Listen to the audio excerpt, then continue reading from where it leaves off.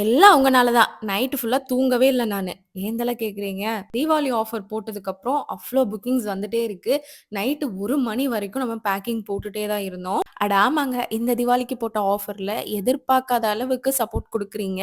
So இந்த தீபாவளிக்கு 2 combo offer குடுத்துருந்தோம். அந்த 2 காம்போ ஆஃபருமே செம்ம ஹிட்டுங்க. ஃபர்ஸ்ட் காம்போ என்ன குடுத்துருந்தோம்னா, 599 வித் ஃப்ரீ ஷிப்பிங். அதுல உங்களுக்கு என்ன வந்துரும்னா, நம்மளோட ஹீரோ ப்ராடக்ட்டான பாத் பவுடர் தாங்க.